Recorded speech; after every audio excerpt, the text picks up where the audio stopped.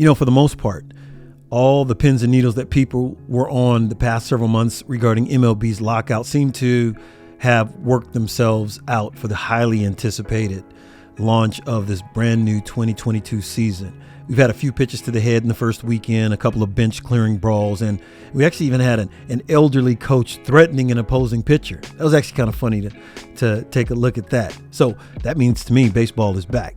But the bottom line is the billionaires work things out with the millionaires.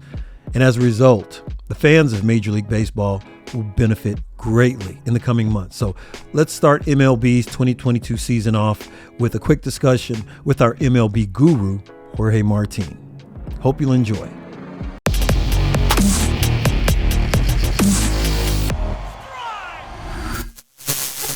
Well, I gotta actually, talk a lot of Dodger fans off the ledge because they thought they were going to go 162-0 and just destroy everybody. And, right. And they're like, how can we lose? Okay. I mean, I always tell people weird things always happen when they go to Colorado. And I always worry about after they leave Colorado because it seems like it takes them a couple times, it takes them a little while to kind of get back, a few days to get back to playing at sea level. And now they're going to go play in Minnesota where it's cold. So, and they don't have a roof for some godforsaken reason. So, I can see a slow start.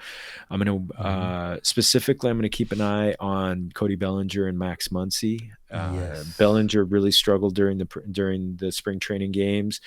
Muncie coming off of that elbow injury. He had a golden opportunity to break open a game on Saturday night. Didn't. There's a lot of people who are watching the game, scouts and, media people who follow the team are talking about like that Muncie doesn't look right yet. So maybe that's going to be a while. So if both those guys come back, I think this is going to be an offense that just can't be touched. Keep an eye on Julio Urias and see if he maybe is just going through a dead arm period right now. His velocity was down in his game yesterday. So what I'm going to look at, especially in this first month of the season, is I'm really hoping that teams take a little extra care with their starting pitchers specifically, because when it comes down to it, they are right now probably going into about 2/3 of the way of a normal spring training. And when it comes to pitchers, you got to think of thoroughbreds. They're used to being run a certain way. And what they're doing now is they're ramping them up to be at 100% when really they're ramped. They would normally be ramped up about 65 to 70% at this point. So because this would be like their fourth start in spring training. Usually they have 6. So you want to make sure that they're not getting hurt. That to me is the big thing. I think offense on the elite teams is going to be phenomenal. Outside of the Dodgers, you got in the National League, you got the Braves who are going to have a great team. The Mets have gotten off to a really good start. Their offense is going to be as good as anybody's. And if they get Jacob deGrom back 100% between him and Mad Max, that's a scary team in the playoffs. So that team. On the American League side, I think there's 2 offenses that are really, really one in particular is Toronto. I didn't watch any of their games. I just watched the highlights, and these guys can hit. Looking at box scores, they can hit. They don't strike out too much. Vlad Guerrero. If Shohei Ohtani doesn't win the MVP or Mike Trout, he's gonna be a bad man. The Houston Astros just went in and punched the Angels in the nose. They're they're a tough team. They lost Carlos Correa, replaced him with Jeremy Pena, who's one of their best rookie prospects. But they pitched well over the weekend. They've got guys who can hit. Alex Bregman, Jose Altuve. I know Dodger fans hate them, but those guys can hit. They don't. That's a team that doesn't strike out a lot. The Yankees are going to hit as they beat up on the Red Sox over the weekend. Yes, so they did. that's a team. Keep an eye on the Angels. because if they get enough offense, or if they get enough if they get healthy seasons from Mike Trout and Anthony Rendon at complementing Shohei Ohtani, that's a first three in the lineup that is as good as anybody's in the majors. And Noah Syndergaard, Thor from the Met days, came over. The Angels spent a pretty penny on him. Love watching that guy play, yeah. He was electric on Saturday. So if you get him back throwing the way he can throw, with Ohtani throwing the way he can throw, you get those guys and get kind of build around those guys, get quality enough pitching, the Angels are gonna be a problem for teams. The thing about the American League, there are a lot of teams that are rebuilding. You got the A's who've sold off a lot of guys. The Orioles are, in their rebuild, and so you got Detroit who's coming back from its rebuild. I mean, these teams that the Twins are, kind of like trying to get back in and not have to do a rebuild. These are teams, but when it comes to the American League, you've got teams that are just the class. It's really Toronto, the Yankees, the Rays. The Rays are they are a well-oiled machine. They are just a machine. They pitch well. They hit just enough. They play great defense. They come in and just beat you. And that they're just a fantastic, they're a wonderful team. That American League East is just going to be, we've talked about some of the problems that teams in the NFL are having, some of the divisions. The AL East is just, I saw one projection system that had the Blue Jays, Rays, Yankees, and Red Sox all having the same record. Yep. At the end of the season, I think they were all going to be 88 and 74. Toughest across the board. Oh, it's just phenomenal. Just phenomenal. So I can't, I mean, I'm just pumped to have baseball back. I love that. You mentioned the universal DH. I think we're going to see more offense out of teams, especially early on, as pitching staffs are just kind of getting into it. I think we're going to see, and actually deeper lineups in the National League. So that's going to be that's going to be wonderful. Another thing to keep an eye on, PitchCom. So that's the little device. In the hat. Yes, right? The little device. Yes. Is that going to not only, there's a lot of talk that games were going by, that teams were, the catchers were getting their signals in really quickly, and it was just, the rhythm was really good between the pitcher and the catcher, and it was just making the game go much quicker. Is that a way that we're going to get, make baseball more fun? So to me, get baseball more fun, get more stolen bases into the game. So I purposely watched for that this past weekend, and I thought that those two things, the DH as well as the electronic, I call it the electronic pitch receiver. PitchCom. Yeah. The PitchCom. Yeah, and I thought that was great. I think those two little things can help out tremendously, but go ahead, keep going. No, I was just going to say, I mean, and team, as long as the quarterback, as long as the pitchers and the catchers stay on the same page, I think it's going to be a wonderful thing. I think one of the things, because of the truncated spring training, I think we're not going to get as many deep games, and we're already not getting, too many pitchers, going into deep games. Sean Manaea from the Padres had a no-hitter after 7 innings. They pulled him, but his pitch count was low. So I am predicting that we're not going to see any pitcher hit 200 innings, which in a full season has never happened. So there's always been, last year there was a handful, I think there was like 5 or 6 who hit 200 innings. I don't think there's going to be anybody. I think there's going to be a lot of pitchers for the first month of the season or throwing between 3 and 4, maybe 5 innings until they're fully built up. I think May 1st is when we really start to see how teams are built up and ready. The pitching staffs are built up and ready to go. It's definitely out of, even though it's a war of attrition in football physically. All three of the major American sports, football, baseball, basketball, it's all three are tough physically on all the participants. We know that. Football is a little bit different, a little bit higher level, tough as far as physical. Yeah. At the same time, I mean, what happens in basketball when you have those big bodies, we forget that they're just massive human beings. So even 82 games, it could take a toll on them.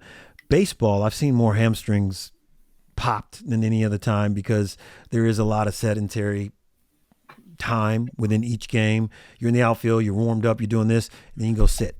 Then you come back out. So it's a lot of start and stop. So I understand why the athletes look so much better, have so much more muscle today than ever before in baseball, sticking with MLB. I can understand how you get their own version of the types of injuries that happen quite a bit. Right. But it's such a chess game that in a way that's going to help. So you're talking about May and June. I'm not looking for anything specific to happen, honestly, until as far as having a clear vision of how things may go until around the All-Star break. And that's usually in July. And so I think it's going to take the Dodgers a minute. I think the East, I think that can serve, honestly, Houston well, because I think the Blue Jays, the Rays, the Yankees, and the Reds are going to beat the mess out of each other. Yeah. Just as we spoke earlier about in the AFC West in football, how they're going to beat the mess out of each other in the AFC North in football. Yep. They're going to beat the mess out of each other. There just aren't many teams outside of the Bills. So the Bills in football can benefit. I actually think when you think about it from that perspective, in Major League Baseball this year, I actually think that the Houston Astros are going to be the Buffalo Bills of the American League, in that they are going to be the beneficiary of the American League East, that division, that grouping of the Yankees, the Red Sox, the Rays, and the Blue Jays really beating up on each other. I mean, they're pretty much going to be, playing each other more times than they're going to have a chance to play anybody else. So I think Houston's just going to be over there going, oh, look what these guys are doing to each other. So I actually think that's going to benefit them the same way when it gets down to it in football, how the Buffalo Bills are just going to be sitting over there. You know, they have some teams to compete against in their league, in their division in football, but I think Houston will be the beneficiary of that. I do think the Angels will be the beneficiary of their situation as well. Yeah. So on that, so you feel, as far as wrapping up the AL, that you did a great job of giving us the tip to tip, and we know that East is going to be the beast. Who do you think, if you had to pick today, that's going to come out of the East? Toronto.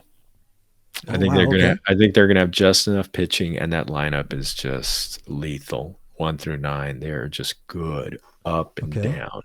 So Toronto out of that side. Okay. And what about when they have a chance to face Houston after they've beat up on their own guys all season?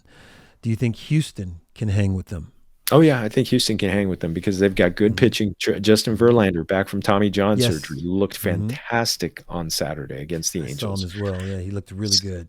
So they've got enough pitching. They could get Lance McCullers back during the season, and if he's ready for a short series, I mean they've got just enough pitching. I think the Astros are that tough team. I mean, heck, they were I know they lost Carlos Correa, but they're going to be they're still going to be tough. They're still going to be tough, and you and I both have an affinity for Dusty Baker, so yes, I still want to see him do well. We still want good things for Dusty, so I'll take that one. I'll give him that one. Though don't discount the Angels. I think if they get enough pitching, I'm pulling for the Angels. They're going to be a problem. You said something to me the other day regarding the Angels. I said, hey, Mike Trout's arguably the baddest dude in the league as far as hitting. Why in the heck is he the second hitter? And share with everyone what you shared with me. And I thought that was an interesting reason. And the 30% more hits or at bats annually or something of that nature. Go ahead and explain that. Why such a great hitter is not batting third or fourth, as traditionally is like if you're third or fourth, you're known as the people who are going to knock it out. And you're like, no. Well, yes, that was a thought traditionally. But the reason to bring someone like Mike Trout in at the second spot is? Well, the second spot is going to get anywhere from 25 to 50 more at-bats in a full season than the fourth spot. So you just think you're putting the bat into Mike Trout's hands. Think about it. You're going to do 50 more times. Now it averages out to about 2 plate appearances a week. But again, this is a guy who could change any game around with just one swing of the bat. So why not get him up there as much as possible? Same reason why Shohei Ohtani's hitting first. You want the great hitters. Baseball is not about table setting, because really think about it. When it comes down to hitting 1 through 9, really the only time that you're guaranteed that you're going to start with that alineation is in the first inning. So after that, you know, a number two hitter is going to be coming up with RBI opportunities, because the 8 and 9 hitters, that's not the light hitting catcher and a pitcher anymore.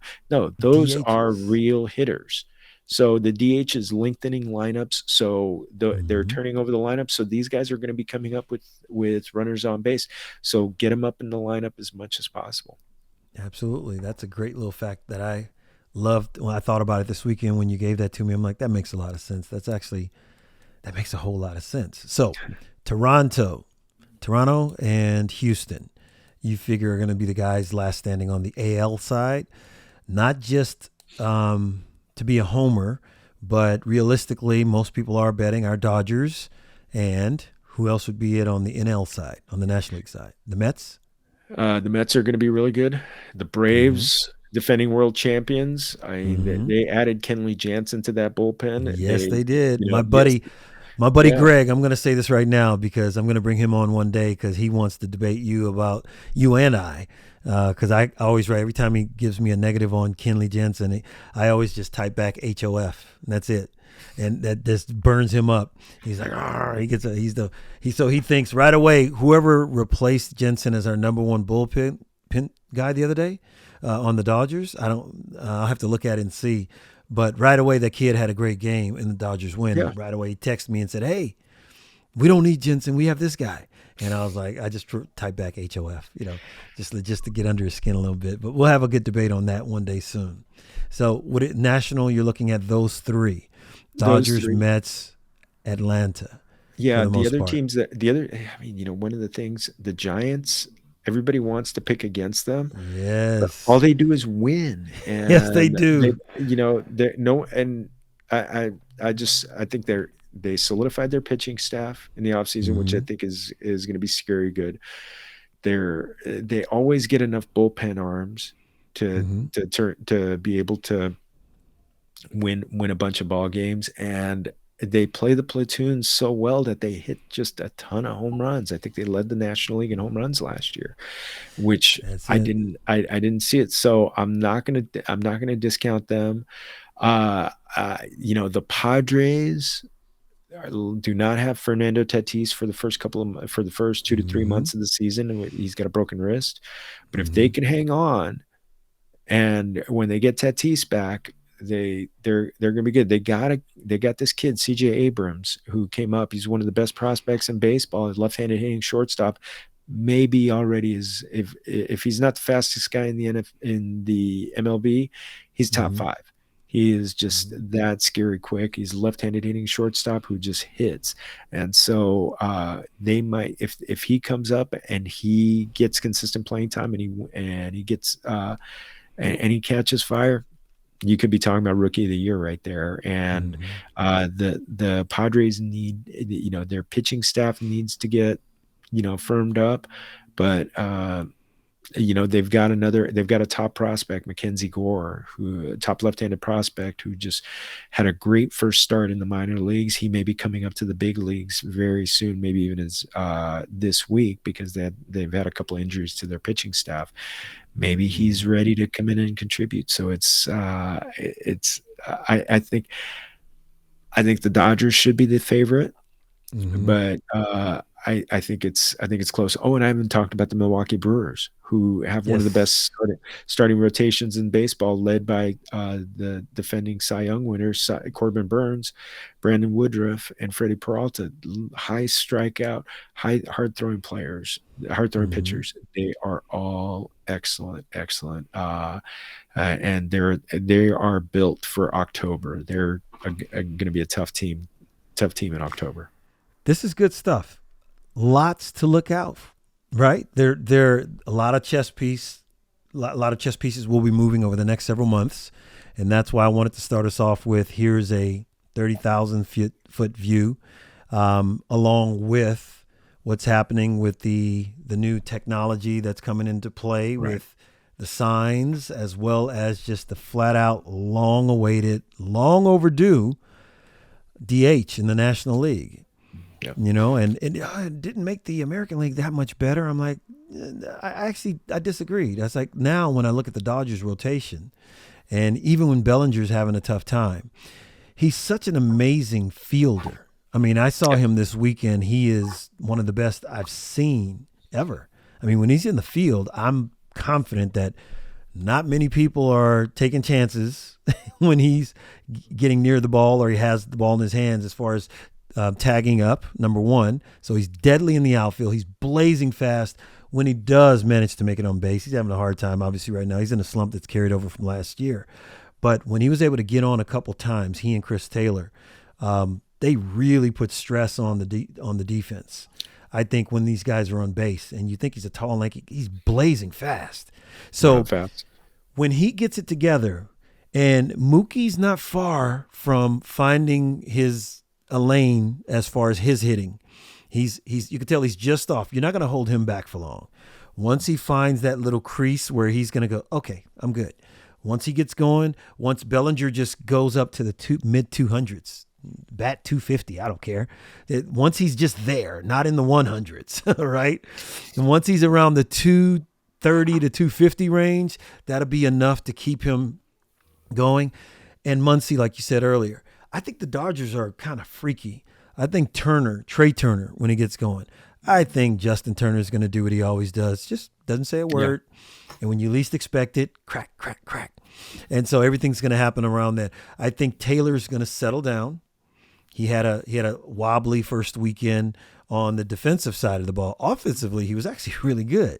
He's swinging the bat quite well. So they have so many. So Dodgers for me. I know Milwaukee's going to be tough because of that pitching staff. I think they're going to be really. Plus, they have a local boy, right, hitting. He's a phenom at hitting. So, a lot of teams to watch. I'm going to be a homer and just say, but I'm going to watch the Dodgers more because I want to make sure when Tatis comes back, that's the team I fear the most in the National League for the Dodgers. I think the Mets are going to be great. I think Atlanta's going to be great. But I think this year, San Diego, as they were supposed to be to the Dodgers last year, I think San Diego's going to be the biggest problem moving forward for the Dodgers and just for the rest of the National League. I think they're going to go on a tear when they do some East Coast runs. The Padres will, especially when he comes back around right before All-Star. I think the addition of the electronics in the hat, I think the DH, it makes the National League, to me, it's going to be incredible because it's the new stuff for the National League. I think they're going to go ballistic. I think the chess moves by the coaches because of the DH, it's going to bring a little bit of an element to the National League that's going to be very exciting. So I'm very excited about what's happening in the National League more than anything. And you have a super team with the Dodgers that everyone's going to bring their best every single day. You have the Giants that are going to do something special, as they always do, because you can never count them out. They like to just kick it back and don't say much. All right, y'all go ahead and have all the hype. I'm good. Yeah. Y'all go do it. And they'll just chop wood. Then all of a sudden you look after the All-Star game and like, what are they doing here? How are they in first place? How are they in first place? Yeah. And so they're going to be this. So it's going to be exciting, the National League, to watch, to me, more than the American because of the additions. Additions of the tech stuff on both sides, but more importantly, the DH on the National League side, I think is going to give it a little bit of shot in the arm. And we can wrap up on this. So I still think it'll be the Dodgers at the end. I do think Milwaukee and Atlanta, more than the Mets, should survive toward the end against the Dodgers. And on the American League side, I still can never count out. I do agree with you as far as Toronto's concerned, but I can never count out the Yankees completely. No, they have this mystique, and they live up to it more times than not, in my opinion. Maybe because they beat the crowd. And this leads me to what we can wrap up with. So you gave us a bunch of teams. We're not going to pick one team definitively. You talked about a lot of really good teams to look out for. The 4 big dogs in the East, they're all fantastic. In addition, of course, Houston. I think they're going to have a great chance. And our Angels as our second team here. So those 6 teams right there are teams to watch in the AL for both of us. NL, we're talking Dodgers, Giants, and Padres. They're deadly. And Colorado, if they can maintain what they did this past weekend, they should be able to do something presentable this year. East side, you're looking East Coast at least, you're looking at definitely making sure you pay attention to the Mets and, of course, the Atlanta Braves and the Milwaukee Brewers. So I think we're in agreement for the most part across the board, the Tech edition and the DH in particular. With all that put together, I just mentioned the Yankees and how they're always, I think it's the psychology of things. I had a few minutes to wind down last week, and I flipped through, and all of a sudden I see Reggie Jackson batting. I'm like, what is this? And it was the 77 World Series. And of course, I was like, before I knew what it was, I was like, I hope this isn't the 77. Oh, it's the 77 World Series. Yep. But of course, I was still stuck to it, and I watched it. And I saw my guy Reggie Smith come up and knock a homer in that game, and the Dodgers were killing it, and Bert Hooton, right, was doing it. It was putting them to. But the thing that struck, it's tough for you and I to recall because we were kids, and I just talk about just getting us. But outside of that, when you mentioned Mike Trout and why it's so important that second hitter is someone important, big and strong, and can whack. You want to give him that many more at bats. The thing that for some reason struck me watching that 70, I watched probably 3 innings of that game and then I passed out. I'm watching that game and I'm looking at it, and it was good. It was entertaining. I was just tired. It was late at night. And I remember looking at it, and the first thing that hit me after about 10 seconds, it's the Dodgers-Yankees. And I was like, everybody looks so skinny.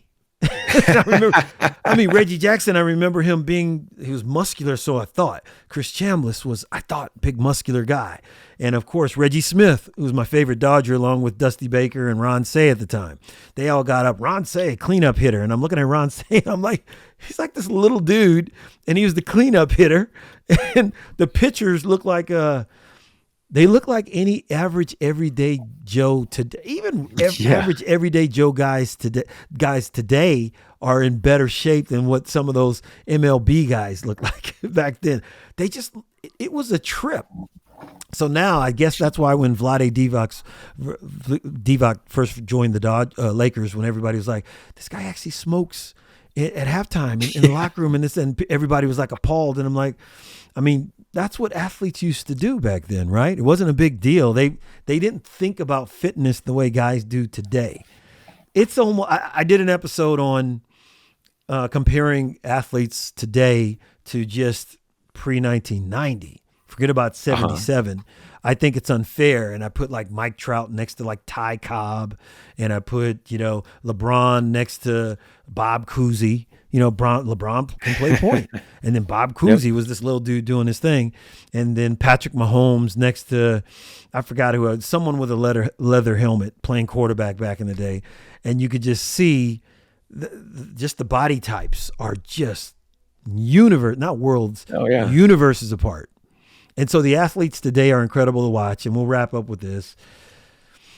Everything you said, I love. Very informative. Great info for us to chew moving forward. As far as what to watch between now, we'll touch back when we can as far as the league itself. But you and I think I want to do some deep dive ISO episodes on just our Dodgers.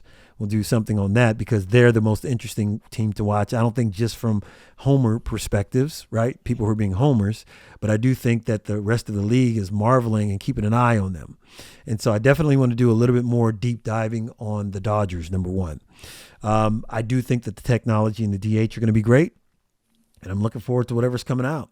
I hope the league picks up steam. I hope it picks up new fans. I'm really hoping for that. I really hope for the health of the fan base for baseball. Yes, and even if it includes extra wagering, I'm in for that. I think it's incredibly important. So support MLB. I think it'll be great. It's a great event to take your kids, to sit with your kids at home to watch. My daughter and her softball team, they even love watching some of it.